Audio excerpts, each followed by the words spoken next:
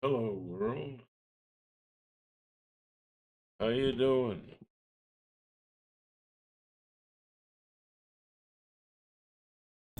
Good morning from New York.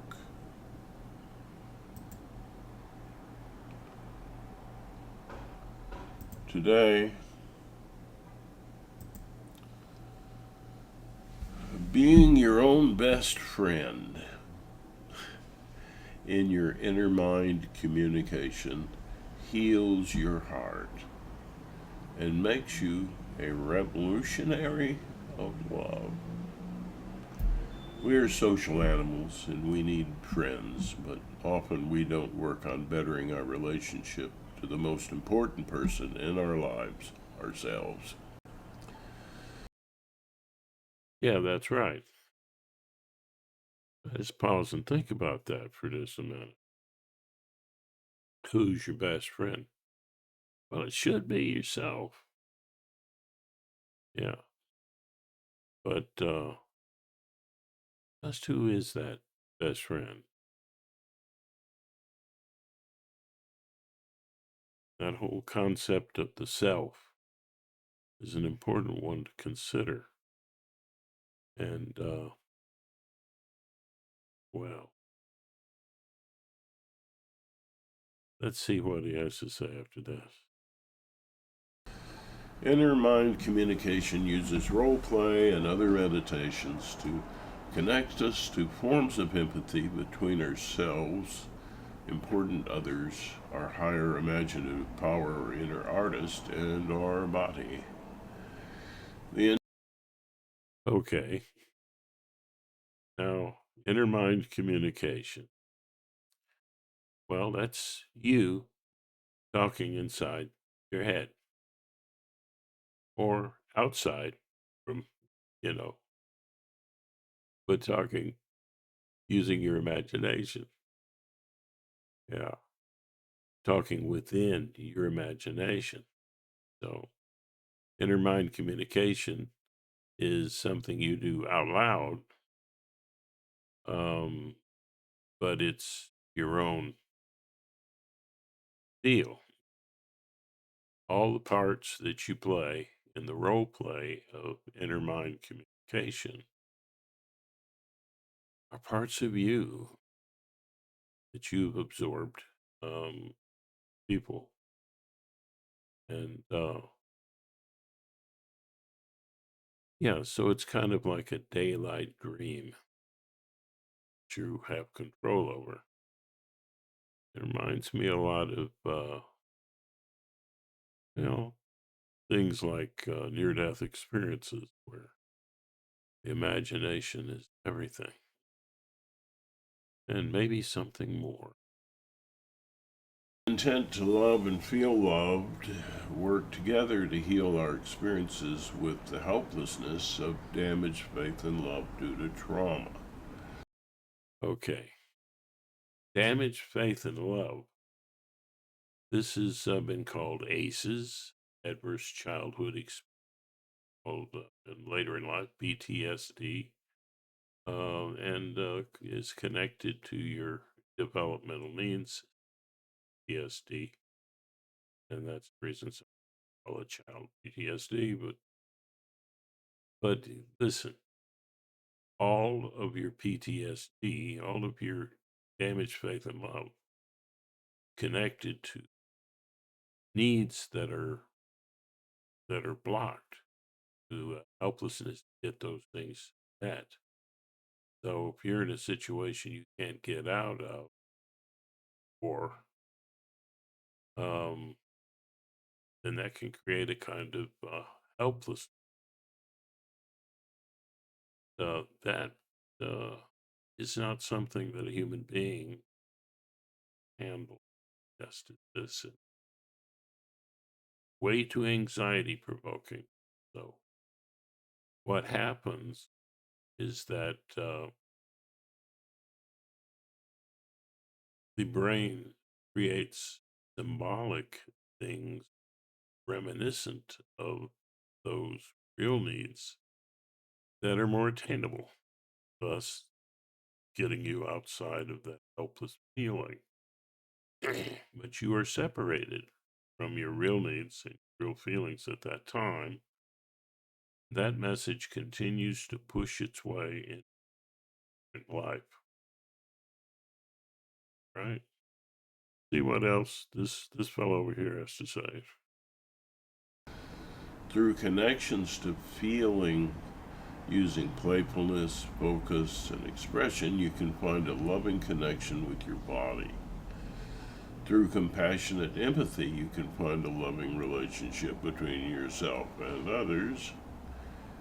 Through objective empathy, you can find a loving relationship between your feeling self and your mature objective self.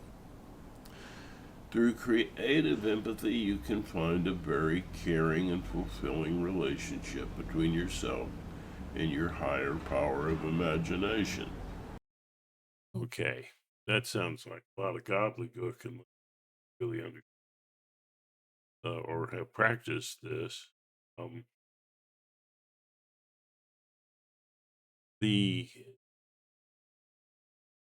the three things that were mentioned first: focus, expression, play. Those are things that you had the ability to do as an infant, and basically, that's you know does have a lot to do with sensations that you've experienced, and so that is the connection with the body. And so a lot of there's trauma in that area. You have kind of a deadened uh, sense of the lack of a feeling connection with you. And I'll give you an example. It's there was a lot of coldness I experienced that region. So I called, and you know, I this house we're trying to save on electricity, so that's. But I would wear in really hot weather. I would wear something to protect myself from the cold. Cold was totally not something I could handle um, because of the push of this need to find warmth. But it was symbolic after the fact, after the trauma, and something I could control. I could feel hotter by putting on a jacket, and so yeah. So let's when you're using these abilities of play, focus, and expression, you're within with the one thing you didn't say, um, without using language, that puts you in that infancy. So the other things that he's talking about have to do with I'm talking to myself, right? The other things that this character over here, uh, an alter ego, had to say was about forms of empathy, which means trying to feel what the other person feels and sympathizing with that. And a very basic kind of empathy is like when baby cries, they all cry, but they tend to trigger each other. But that's the really useful forms of empathy involve something a little bit more. That's what I'm trying to say here. Uh, Being objective puts you in a role of a counselor. Being passionate puts you in a caregiver. Help to help people or yourself. In inner mind communication, you're basically talking within your own imagination, in your own brain, your own self. So dreams is all created by other things, perhaps information, of course, daily life. But in that experience, it's all you. That's why in these near-death experiences, you go, I know what everyone in my experience thinking. Of course you did, because they were, you know, you playing the role of your brain playing the role of this other person, same brain, same you. So I'm ended up being put down that experience. FYI, but yeah. So objective empathy helps you a lot with virtue called truth, and what a counselor's job is to get to the truth in a caring way for someone else, being a guide. That's your talky therapy, or kind of, but it's you as your kid self with language. Um, what I call the dramatic self, having a communication with adult, make that plain. The other communication with others, a practice of talking within yourself to other people uh, that you care about, or that you should care about, or should have cared about. Reverse, people uh, cared about you should have, yeah. So it's compassion is mission feel, which really helps out someone who's trying to give care, because they need to know what the other person needs, feels. Uh, Talking inside yourself, you're talking to others. Uh, the other, you're talking between the kid and you. When he's talking about this guy over here, when he mentioned the higher self, that's, like you said, the artist in you, the part of you that imagined your whole life. And it's a perspective outside of your drama, up above it, so to speak, and kind of outside of time as you experience it. You notice that people having near death experiences report that experience a different kind of time. Time's not the same. Well, they were fleeing to that part of themselves that's kind of distanced from your drama in order to cope with the terrible drama.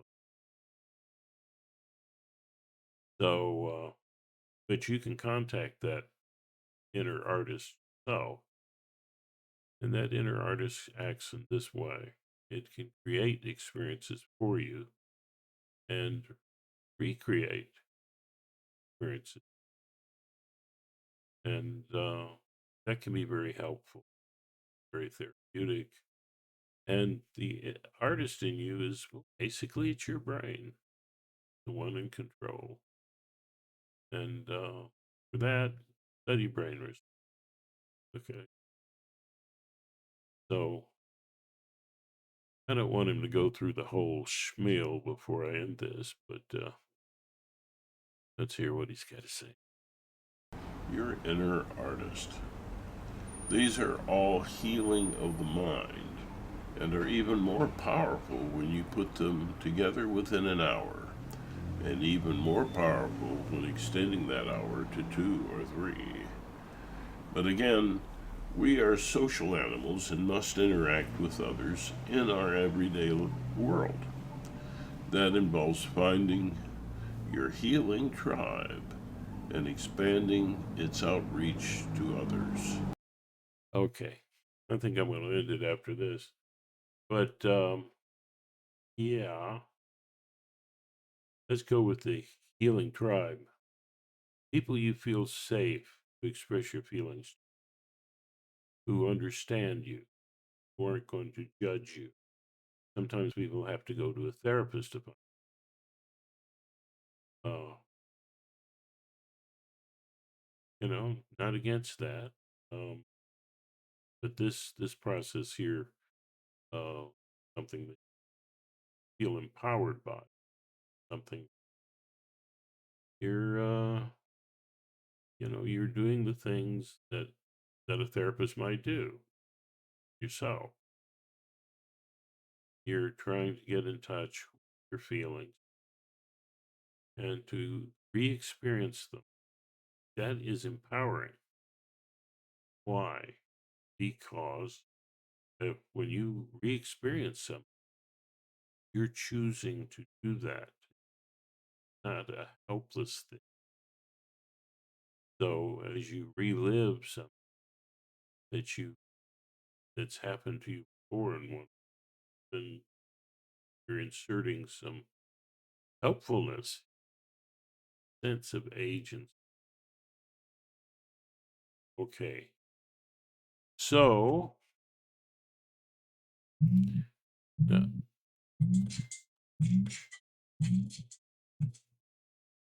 bones.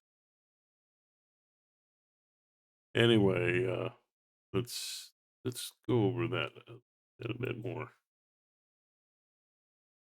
World that involves finding your healing tribe. 3. But again, we are social animals and must interact. These are all healing of the mind and are even more powerful when you put them together within an hour.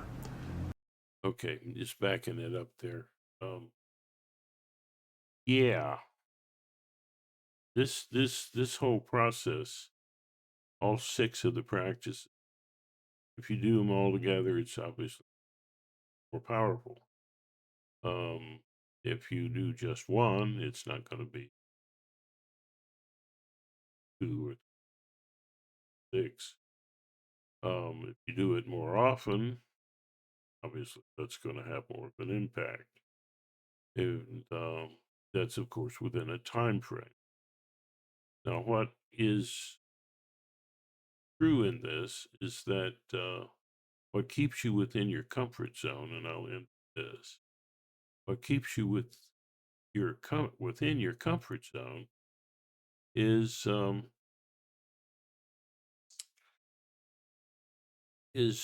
trusting your feeling. When you feel it's enough, and only you can really know when enough is enough. So be sensitive to yourself. If you're not capable of that, you need a therapist. But most people are.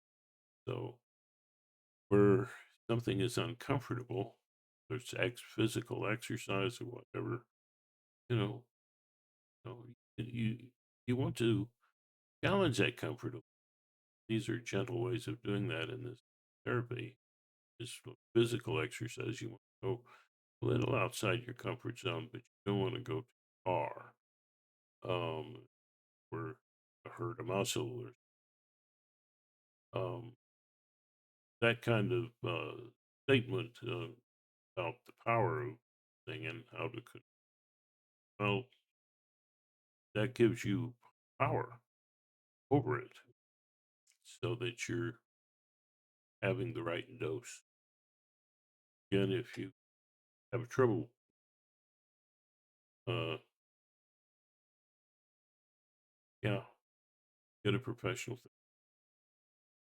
Now, this channel is also political, as we practice loving ourselves, which all of these practices are.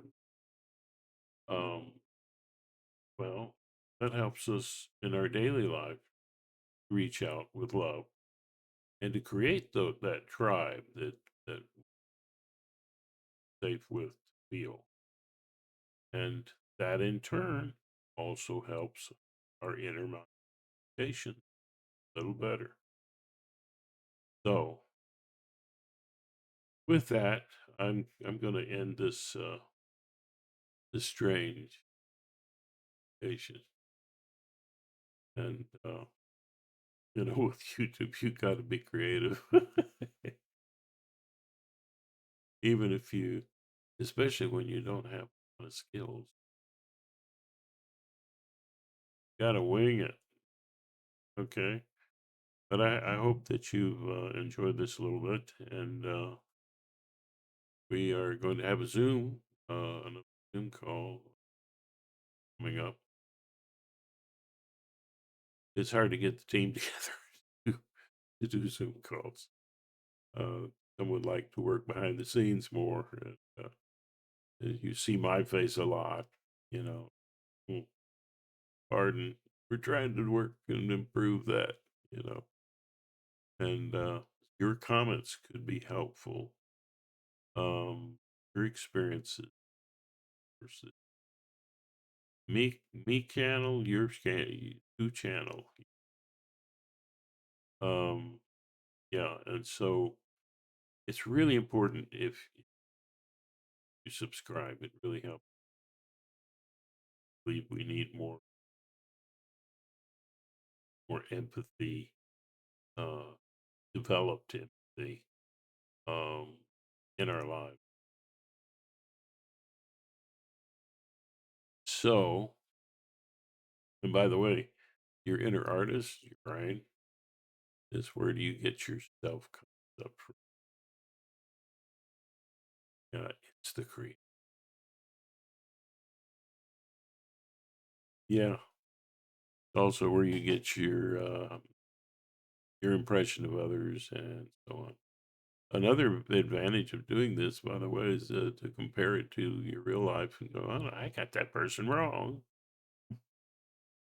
All right, so yeah, let's end it.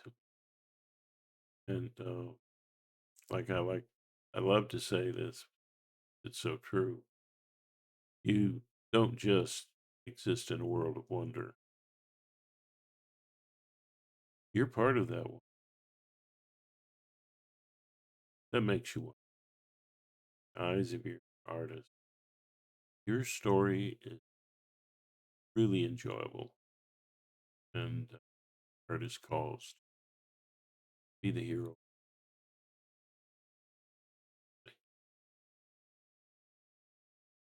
Take care. Until next time.